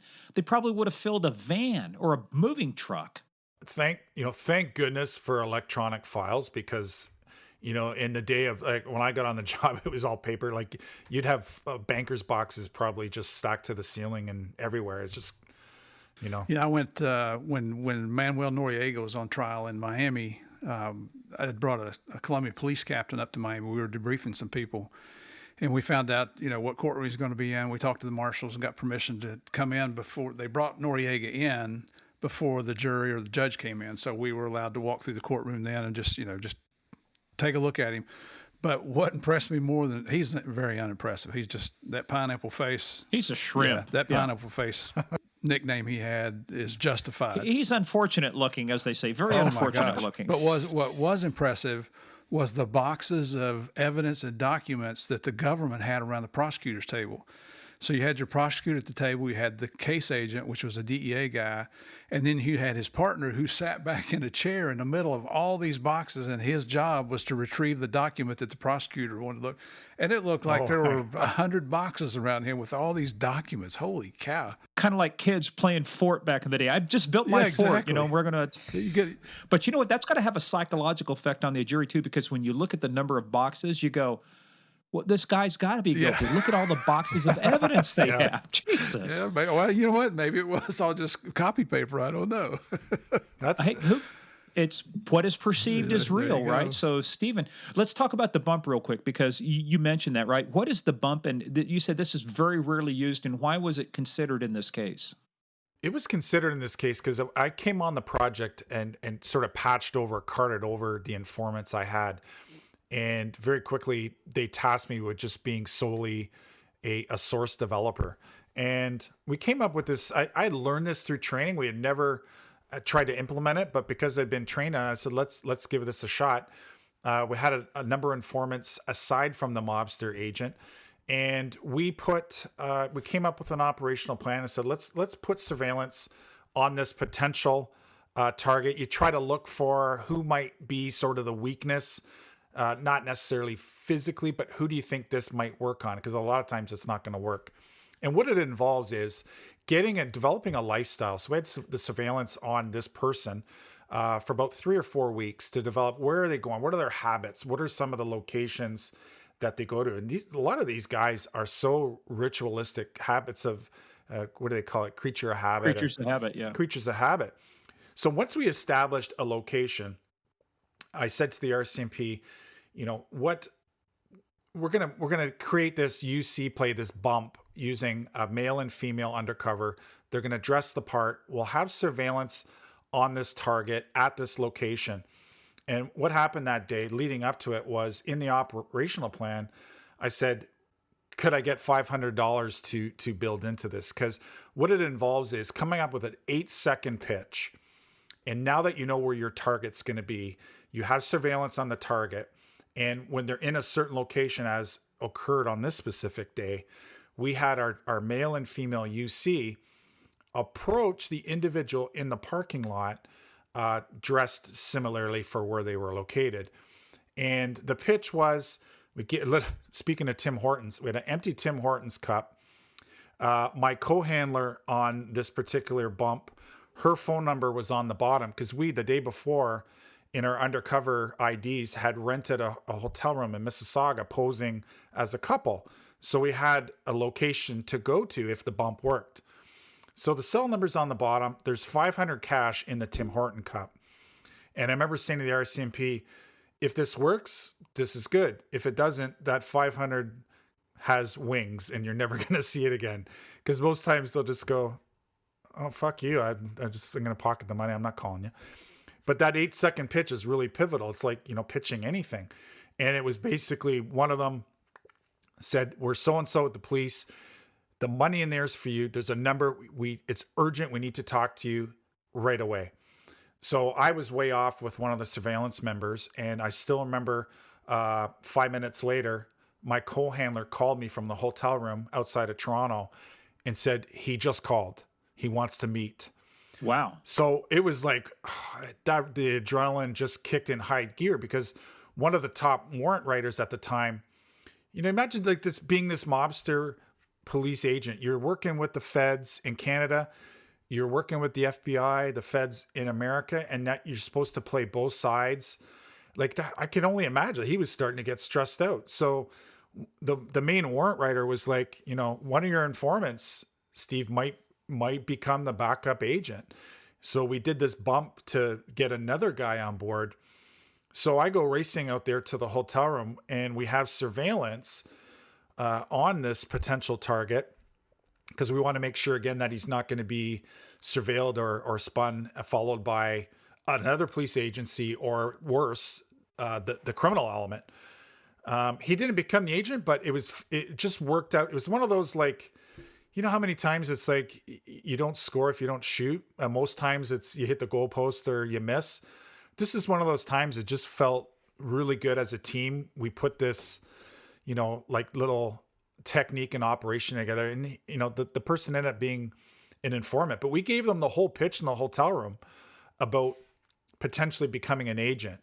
And they were on board. So we call that technique the bump, get the hook into somebody. And if things had gone south, that person would have potentially and hypothetically been a candidate to sort of move in because their connectedness was pretty evident as well with that element of traditional organized crime. So there's a lot of disgruntled people in that organization, or were.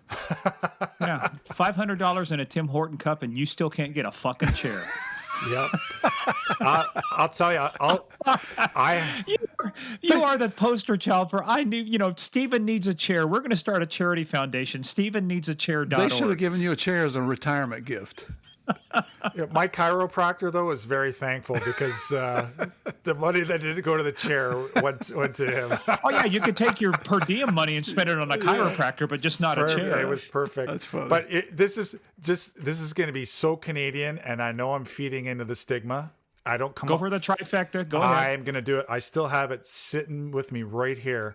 But the name of the project was Tremens, and early on when I came on the project, I was given this bottle. There's an actual Delirium tremens. Delirium tremens. You recognize, and I've from been to Belgium. that bar in Belgium. I've been to that Belgium. bar in Brussels. And I know from following you guys that you like your Belgian beer, and I thought this is That so would be me. ironic. Yeah, Murph does ginger ale. ginger. If you can get Belgian Krieg beer, I might have one of those cherry beer. And the ironic part is delirium tremens is also a serious medical affliction. It's like if you're Excited, addicted, they call it the DTs. You do The drug the- withdrawals. It's called the delirium tremens. the Yes. DT. So that's You have enough for this beer, you'll have the shakes.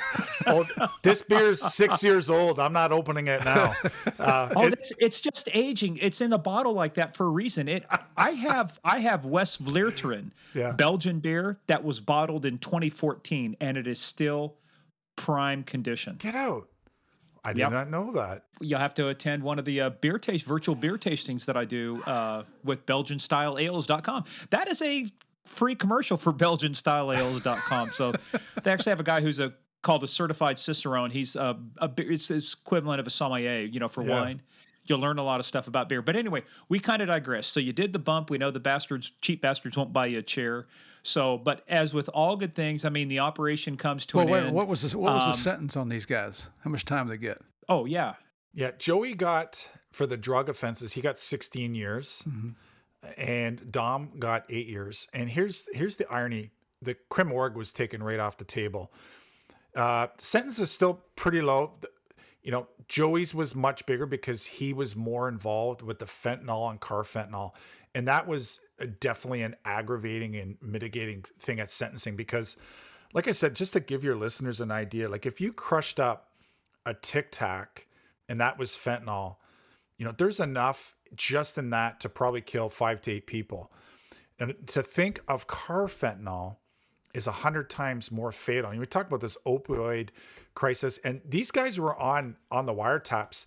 They know this shit is like so lethal. They know these drugs. But they don't care. They don't care. They didn't give a shit. I don't care.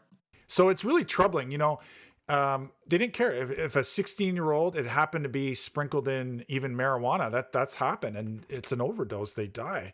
But the ironic part is that sentencing for Dom, the courtroom, which was filled with all his supporters, gave him a standing ovation. It was like he was a rock star. Why? Because he pled guilty to It's what? all his supporters. He's like a Pablo Escobar in Canada. It's very, you know what, Murph? It's very similar to sort of that mentality that he's a pillar of the community. He's a man of respect. He's It's a freaking He murderer donates is to what the he is. poor and the orphanage. Sends money to Catholic charities. Yeah, blood money. Unbelievable. It's what it ends up being. Unbelievable. Yeah. And that's a pet peeve for me, because we get a lot of, through social media, we get a lot of contact with people, and the vast majority of it is very supportive, but you still got the jackasses out there that are, Well, but Murph, so I don't know if you know this, Stephen. Murph's been on with one of the top comedians in the world, Tom Segura. Tom had him on his podcast, and you changed. Tom Segura is thinking, oh, Pablo's this, knight in shining, Robin Hood, right? You set him straight by the end of the podcast, if I recall You're right. correctly. He said, "You changed my mind," and Wow. I'll be honest with you. I did that interview with Tom. I didn't know he was as big as he is, because it was. You're never supposed to read your comments, the stuff that people put out, but you do, some of them anyway. And some of his listeners were shocked that he changed his mind on that. Some were saying, "Oh, he caved into that ex-DEA guy and all that kind of stuff," but. maybe the guy was honest. I had no problem with him. He was a lot of fun to talk to.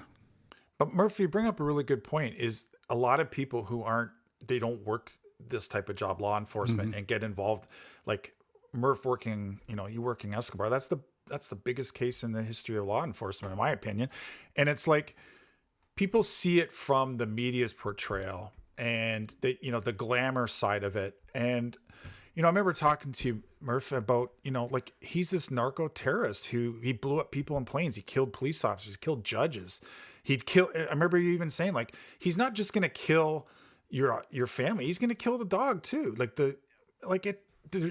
So these guys are worse than the Ted Bundys that we've come to. And I'm not downgrading what, these serial killers are, but these guys have killed more people than the top 100 serial killers in the world, if not 1,000. Yeah. There's nothing good about them, whatsoever. Well, they romanticize people like Bundy. We had Dave Reichert from the Green River Killer on one of our episodes. And you would not believe, it's just like this fascination people have with John Wayne Gacy, with Richard Ramirez, it's just like, what the fuck are you people eating?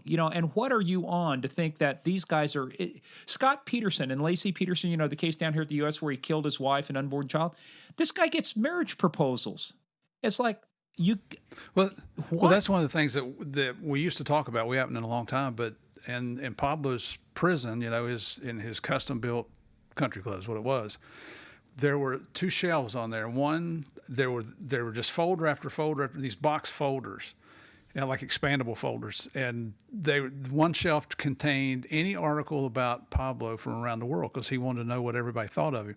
The second shelf was full of letters from people around the world. And I just remember Javier reading one to me, and this lady, I forget what country she's from, it was in Spanish. She's like, oh, I admire you so much. You stand up for your ideals and your beliefs. You're even willing to take on your own government, and try to do what's right and fight extradition to that ugly United States. And by the way, I have a 13-year-old daughter that I'd like to give you so you could have a love child with her. I mean, people are so freaking sick. It's just it makes me sick. And a lot of the people that say the good things about Pablo now, I don't know how old they are, but I'll be willing to bet most of them weren't even born yet when he was killed. It's this fictionalized romanticization. Well, however you say it, the romanticizing, romanticization. Yes, I can't. I just like yesterday when I was trying to say what we're trying to say. I couldn't. You really good or something. I couldn't even say it. I was day drinking. I hadn't even started day drinking yet. And we did this. But Stephen, this is not the end of the story for you, right? Because you retire in 2016, and you go on to. By the way, guys, this is like a master class here. The professor, class is in session. The professor has been giving you an in-depth story of organized crime in Canada, of all places, one of the nicest places on earth. And true, you guys are killing people up there. But let's talk, because I do want to talk about this real quick, because you wrote a book based on a lot of this too, and folks can find it. They can go to underworldstories.com, underworldstories.com. It's got the link for both the Canadian link for Amazon and the link for the US site. And we obviously are very popular. We're going to drive huge amount of book sales. You're probably going to get 3. Oh, thanks. Three out of this. As many as we get from Manhunters. Yeah, that's right. But I just but it's undercover stories from the underworld of law enforcement. And you talk to a lot of the people we've been talking to. I mean, you've talked to Dominic Polifrone. I mean, you've talked with Steve. Obviously, I don't know why, but you talked with Steve. Lou Velozzi. And Lou Velozzi. Yeah, I mean, guys that we've had. These stories are so amazing. So, how did you go from being being an operator, working organized crime, tats, and shaved head? You still got a shaved head? I do. Yeah. Is that by choice, or is that by because you just lack hair? It's like a chia pet. If it goes sideways, that's what my hair would look like. So I just shave it off. Okay. Yeah, it's a horrible project gone wrong. Okay. It's like Murph's hair too. He goes and gets his one haircut, just singular hair, not a single haircut, but I mean a one, just literally one haircut. I still have about 28 up there. I have them numbered now. Yeah. And me, my God, I got so much falling out, I can't keep track of it. So, yeah, it's a beautiful head of hair, but we got to go now. I'm going to disconnect you. Well, you can. I'm still in charge. Remember, I've got the controls over here. So, Stephen, how do you go from being this badass always working out, ready to go, cop, and seconded to the RCMP to becoming a professor. All I can think of you is with your little book and a cup of tea going, okay, students, Well, look at him. I time. mean, you can see our listeners can't see him, but look at his traps, man. He's got some. It Yeah. goes from the edge of You his said, shoulder to the bottom of his ear. There's no yeah. And neck. where's your neck? Do you have a neck? Where's it at? He's got his muscle shirt on there. He got some tattoos. But you look like a tough guy. You look like a Hell's Angel guy. Yeah. No. I'm a former beer store employee. You spent some time in the gym there, brother. Lifting those pallets of beer, Labatt's. Yes. Oh, it's a good workout, believe me. So talk about how you go. It's Mohawk College, right? I'm at Mohawk College, and I taught part-time early on in my police career on the side at Sheridan College, which is an area where I actually worked in uniform. And I knew I didn't want to spend 30, 35 years in policing. That was part of the reason why I sort of continued my education. I really, second to policing was teaching. I knew one day I wanted to get back in the classroom. And at my age now, in my 50s, nothing makes me happier than getting students excited about the topics of criminology, policing, legal issues.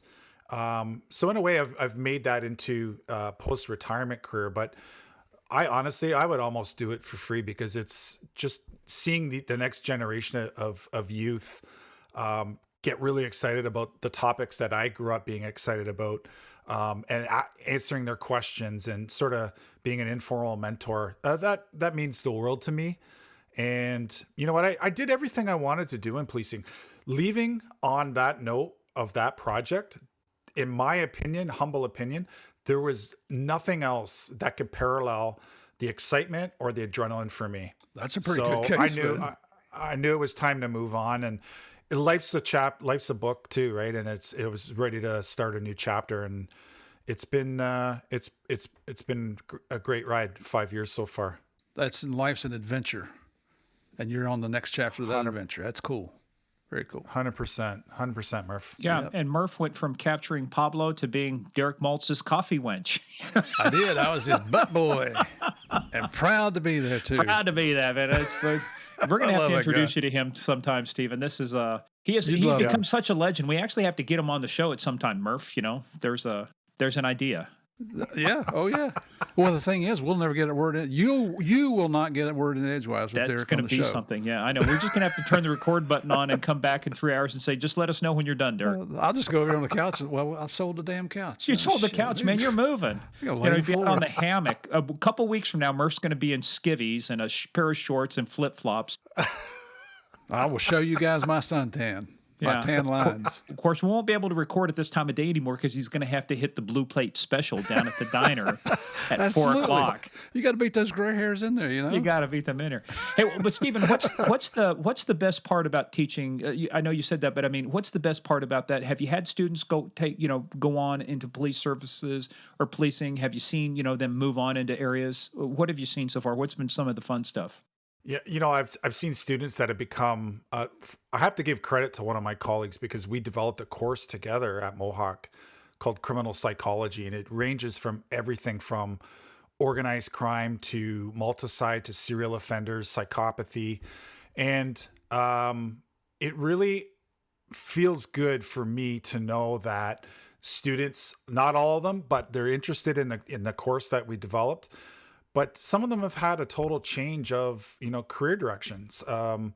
They've come up to Kimberly and I and have said, and me directly, that, they want to get into criminology or, law enforcement or get into a program at a college or university that deals with that subject. So, you know what? You can't put a price tag on that sort of feedback directly from a student. I really put a lot of weight. We have my bosses there are deans and associate deans, but I always say my bosses are you, the students, because it's their feedback that is the, like I said, that you can't put a price tag on it. It keeps you motivated, doesn't it? It keeps me motivated. And it's, I don't know what it was when I turned 50, it was like more about how can I take what I've learned and, I have kids and it's about giving back to your kids too. But at the school level, it's really about mentoring these young kids. And a lot of them, like I've been teaching actually from home for a year and a half. I was telling Morgan. Yeah, he hasn't been And allowed out of his basement. I don't know when he's showered. I don't know what he does for number one and number two. I don't want to know, That's but why he's got that he thing on hasn't his been head let out now. of his basement. And speaking of chia pet, yeah, yeah, he's got to mow his head because the chia pet hair has just really gone wild. we shower with beer actually up here. Hey, We there really you go. do. All I thought you right. were going to say you shower with moose, but what is the plural for moose? Mooses, moosei, moose.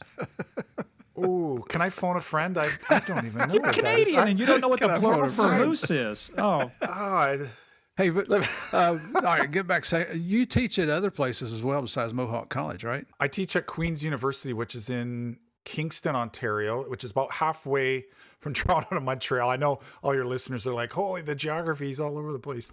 But I teach organized crime at Kingston University as well, which, I mean, that's just, I love Mohawk. That's my base. But to teach an actual course and be part of organized crime program, man, I'll tell you, it's like my wife always says, don't get Steve going on organized crime. He could talk for weeks, man. And it's like, Yeah. and now I'm doing it as a living. And I'm like, I'm pinching myself. Like this is, have you ever had a student in your course by the first name of Don?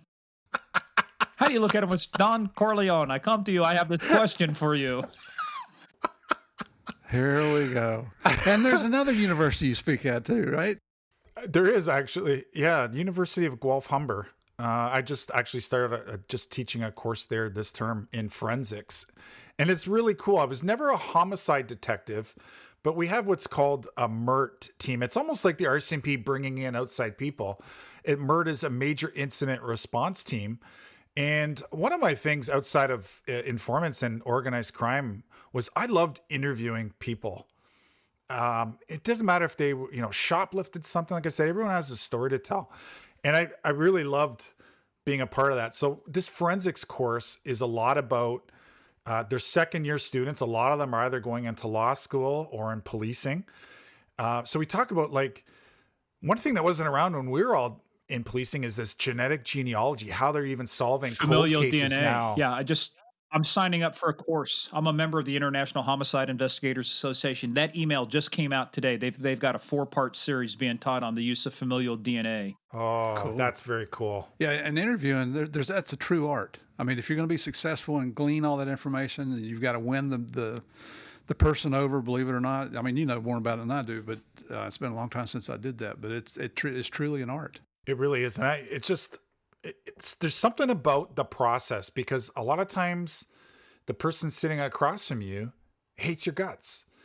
And you have to, just like undercover work, it's a lot of acting. It's a lot of rapport building. You have to build up their confidence and trust.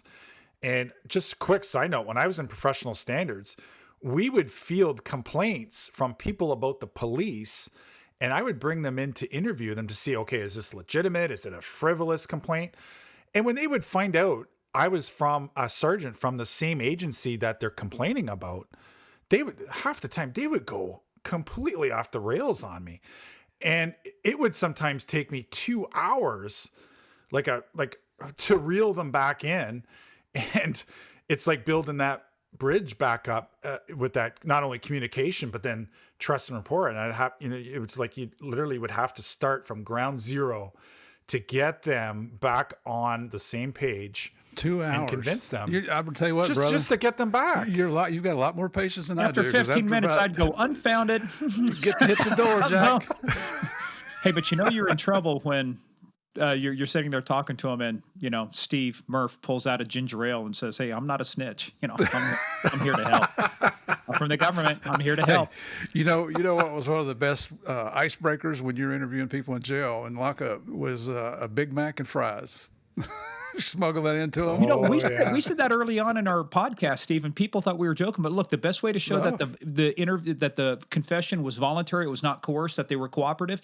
We used to take Polaroids of them with a Big Mac and fries, and them smiling, going, "I love these fries," and it's like, hey, man. I'm not making this up. When I started, and I was the rookie on the shift in the 90s for 2 years, when you started on the day shift, especially on the weekend, the staff sergeant would I say, know what you're about to say. You were the and designated boy to go I get was the the guy, and I did it. I never complained. But you know what the prisoner meals were? We would get McDonald's vouchers. Yeah. And we would go, I'd go in the drive-thru and I'd say 8 prisoner meals, please. I wasn't going to be eating it, What, so I didn't what do have they to hide worry. a file inside is that your Happy Meal prize? It comes with a handcuff key. What? Can I supersize that shit? Like, how does that work? Yeah, yeah. We have large, supersized. Yeah, dude? You eat 8 of those meals, you're gonna be supersized. Oh yeah, you're gonna be spending some time in one particular room in your house too. But I used to use that to my advantage because, like Murph said, like small little things like a Big Mac and fry. I would, hey guys, you're in luck. Today I got you McDonald's. Yeah. Like it wasn't my mind, but you don't have to necessarily tell them that. And they were like, hey, I would have thanks, told you where Jimmy Hoffa was buried if I had just gotten Tim Hortons. But this McDonald's shit, fuck that. Yeah, for that you only get the Gambinos. That's all you're getting from me. Oh, this is great. Oh my God. Well, look, we could go on doing this and we're all going to be in trouble. So, but I'll have to tell you folks, you've got to go on and we'll post this also on our webpage. But look, it's very easy. Just go to the website, underworldstories.com, order the book, get the book. It's excellent stuff. Great stories. And if you think this is great, even more great stories. And some of the guests, including Murph, including Lou, including Dominic, we've actually had on here. So listen to those stories, listen to the podcast, and this is just, I got to tell you though, Stephen, you've given a master class in organized crime. Just your recall, your details. Hell, I got confused after ravioli because ravioli. I'm sorry, not ravioli. I'm like, that's what I would have thought. Ravioli. You are ravioli. You're pasta. We probably lost some listeners when you came out with that comment. Isn't risotto an Italian dish or something? Risotto. Close enough. There you go. Yeah.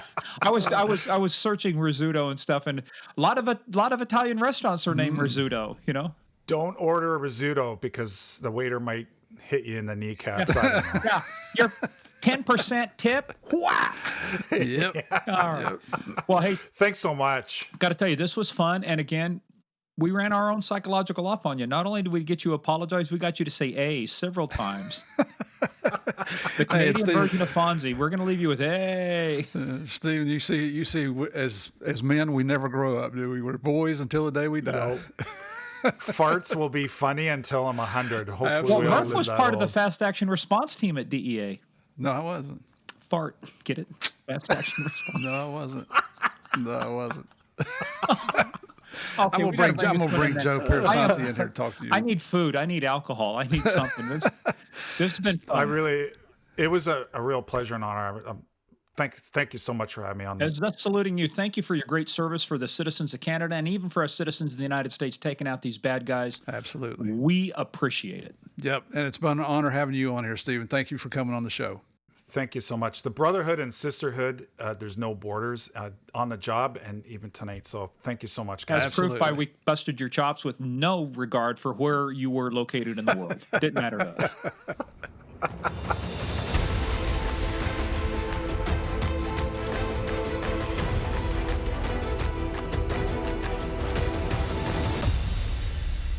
What did I tell you? I'm the master of psychological operations. I got him to say A.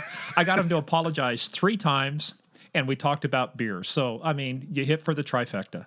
Yeah, but you know what? When you meet him in person, he's going to bop you around top of the head. And he's going to shove your head down in your throat. Well, as hard as it is to get into Canada, I've got to go, speaking of that, as we're recording this, a couple hours later, I have to go get my nose swabbed so I can go into Canada in a couple days because you have to have a PCR test done. And those are, I don't know, man, those are worse than I think, it feels like the old ones used to feel like sticking a knitting needle up into your brain. So hopefully they've gotten better.